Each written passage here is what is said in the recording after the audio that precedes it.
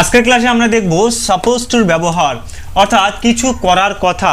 যেমন হচ্ছে আমার পড়ার কথা, তার সেখানে যাওয়ার কথা, তোমার আমাকে ফোন করার কথা, আমার গতকাল তার সঙ্গে দেখা করার কথা ছিল, আমার সেখানে যাওয়ার কথা নয়।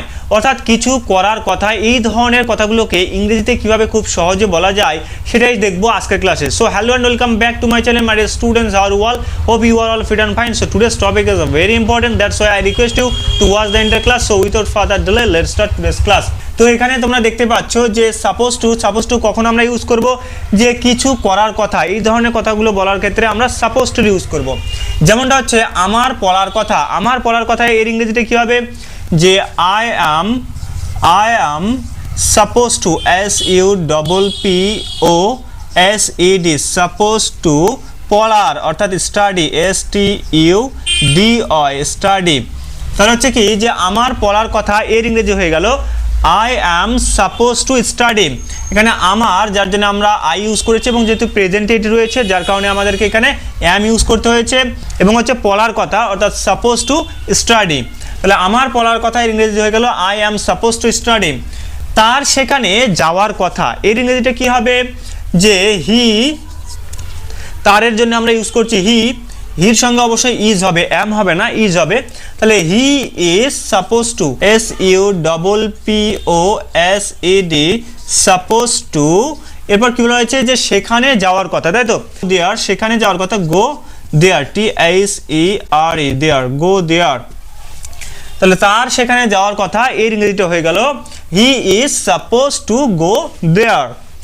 তোমার আমাকে ফোন করার কথা, তোমার আমাকে ফোন করার কথা এর ইংরেজিটা কি হবে, যে তোমারের জন্য আমরা ইউজ করব ইউ, এবং ইউ এর সঙ্গে অবশ্যই আর হবে। তো you are suppose to, SUPPOSED, suppose to কি করার কথা, না তোমার আমাকে ফোন করার কথা, অর্থাৎ call me, CALL, call me, me, call me. তাহলে তোমার আমাকে ফোন করার কথা এর ইংরেজিটা হয়ে গেল you are suppose to call me.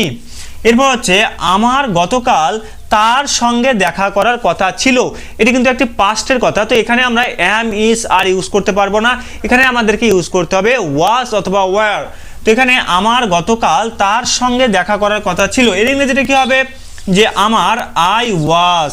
তো আয়ের সঙ্গে কিন্তু অবশ্যই ওয়াজ ইউজ করতে হবে, এখানে কিন্তু আয়ের সঙ্গে আমরা ওয়্যার ইউজ করতে পারবো না। যদি ইউ থাকতো তাহলে কিন্তু আমরা ওয়্যার ইউজ করতাম, অথবা প্লুরাল কোনো সাবজেক্ট থাকলে আমরা ওয়্যার ইউজ করতাম। তো যেহেতু আই রয়েছে যার কারণে আমরা ওয়াজ ইউজ করছি, তাহলে I was suppose to, SUPPOSED, suppose two, যে কি করার কথা ছিল, তার সঙ্গে দেখা করার কথা ছিল, suppose to meet him, HIM, হিম।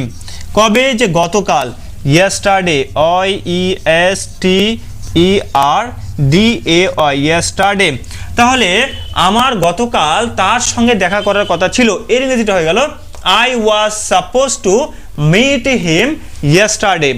এরপরে বাক্যটি হচ্ছে আমার সেখানে যাওয়ার কথা নয়, এটি কিন্তু একটা নেগেটিভ সেন্টেন্স, এবং নেগেটিভ সেন্টেন্সটা কিভাবে আমরা ইংরেজি করব, যে আমার সেখানে যাওয়ার কথা নয়, I am not, আমাদেরকে নট এখানে ইউজ করতে হবে, I am not supposed to, SUPPOSED, supposed to, আমার কথা নয়, কি কথা নয়, যে সেখানে যাওয়ার, I am not supposed to go there, THERE, go there। তাহলে আমার সেখানে যাওয়ার কথা নয় এর ইংরেজিটা কি হয়ে গেল, যে I am not supposed to go there। আমরা কি করলাম, জাস্ট am এর পর নট ইউজ করলাম। তো এভাবে কিন্তু খুব সহজে আমরা নেগেটিভগুলো করতে পারি। যেমন এখানে হি ইজ এর পর যদি আমরা নট ইউজ করি সেটা নেগেটিভ হয়ে যাবে। যেমনটা তোমার আমাকে ফোন করার কথা নয় এর ইংরেজিটা কি হবে, যে ইউ আর নট ইউজ করতে হবে এখানে, ঠিক আছে। তো যেহেতু এখানে বাক্যটি রয়েছে তোমার আমাকে ফোন করার কথা, যার জন্য এর ইংরেজিটা হয়েছে যে you are suppose to call me. তো এইভাবে কিন্তু খুব সহজে আমরা সাপোজ টু ইউজ করে কোনো কিছু করার কথা, এই ধরনের কথাগুলোকে খুব সহজে আমরা ইংরেজিতে বলতে পারি। তো এই হচ্ছে আজকের class. If you want more videos like this, please do subscribe to my channel. Thank you for watching.